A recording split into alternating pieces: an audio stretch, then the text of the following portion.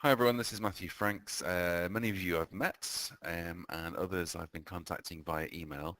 And this is just a short video to go through how to complete the functional skills tracking. So where to find it, how to input into it, how to save it to make sure everything is actually recorded. So I'm on a college computer here and I'm going to open up Internet Explorer. I would recommend using Internet Explorer. I've had a few issues with Chrome. So it might just be me, but I've had no issues with Internet Explorer and it works seamlessly. When I come in, I've come to the familiar StaffNet page. I'm told you can access this from home, or sorry, from a computer outside of college. You can actually input into the tracking sheets from outside of college. However, only if you've got the latest version of Microsoft Excel, and that's Microsoft Excel 2013. So I'm on this page, we can find it, I'm going to hover over the Our College and it gets this menu and I'm going to select the one that says Performance. And when I get to the Performance page, there has been a new link added here which says 14 to 15 Functional Skills Progress Files. And if I click on that, it's going to take me to the tracking sheet pages. On here, there's a drop down for English, the English tracking sheets, and a drop down for maths. These are both the functional skills tracking sheets. So I'm going to look at a maths one today, just because it's the one that I teach on, and I'm going to choose this one, the functional skills maths, music, media, art, just because some of the classes I teach are on this one. So I'm going to select this up, click on it, and it will open it up in Excel, and we'll get this sheet here. Now, a real important thing is before you can do anything, you must click on this edit workbook. This is sending a message saying, I'm ready, I'm going to input, so Excel, prepare yourself. So click on it and now it's ready. First thing I need to do is select my class, and this can be done in this menu here. It says select instance. I'm going to drop down on here. I choose MUA I14. And it's going to populate this with all my learners. And we can see here that I've got a mix of learners, E3 to level 2. But no criteria at the moment. We'll explain that in a second. These levels are based on the learning aims that were submitted before half term and are on STAN. So if there's any issues here, you have to correct them on STAN first before they will be corrected on here. And that would be getting in touch with the registry. So I'm going to decide that I'm going to edit the E3 learners first of all. So from this menu, select aim, do E3, and it's just going to show me the E3s. And now the criteria appear. I mean, just to demonstrate, if I chose a level 1, we would have a different criteria. And these are just based on the specifications. So I'm going to do an E3. And you can see for each of these criteria, there's a box for each learner. Now if I click on it, there is a drop-down menu. And I'm just going to choose one of each of these so you can see the difference. Oh, sorry, that should be completed. And lastly, exam ready. So we've got not started. That might be the student wasn't in the lesson or you just haven't got to it yet. In progress, perhaps it's a lesson that spans over, a part of the curriculum that spans over 2 lessons and they're not quite ready. Completed is they were in the lesson, they did the tasks, but you still feel that they need work. And exam ready, oh, sorry, let's change that back. And exam ready is, for this member of the criteria, I'm confident that this student is ready for this this criteria come in part of the assessment. Now, linked to that is these progress bars. Now these are, you can see that they're all 0 here, even though I filled these in. But for this one, it's 9%. It only counts exam ready. So for example, if I was to put they're in progress and they're completed here, the progress bar stays the same.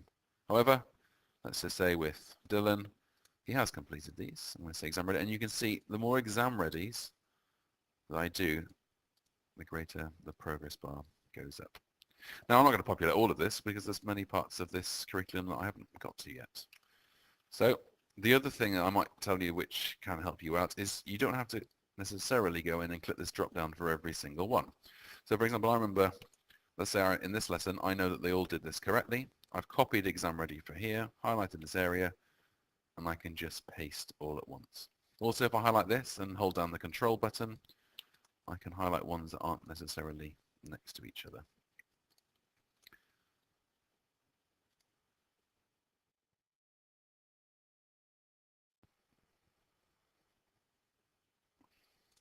So once you've inputted all of your tracking so far, I mean, I haven't completed mine because obviously I haven't completed all of the curriculum, but I've got it up to date. So I'm just going to scroll left. And now I'm ready to save it and make sure that it's kept on. So what has been created are these two buttons, and these are the ones to use just to make it straightforward and foolproof. So I'm ready. I'm happy. I'm going to click on where it says Save Changes. And when I do this, you can see it's uploading it. It's saving it automatically back onto the net, and my changes have been saved. So once I've done that, I can now click on the Close File. We got the warning sign. I know that I've just saved it.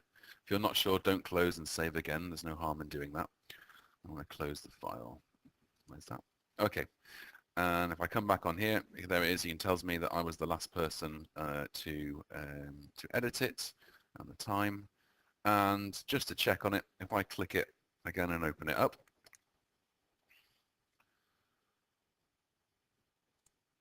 okay, here it is again, edit workbook, so I can look at it. Select on MUAI14, this is just the group I looked at, select my E3s, and you can see it's all saved. So I'm just going to close this one now because I'm happy.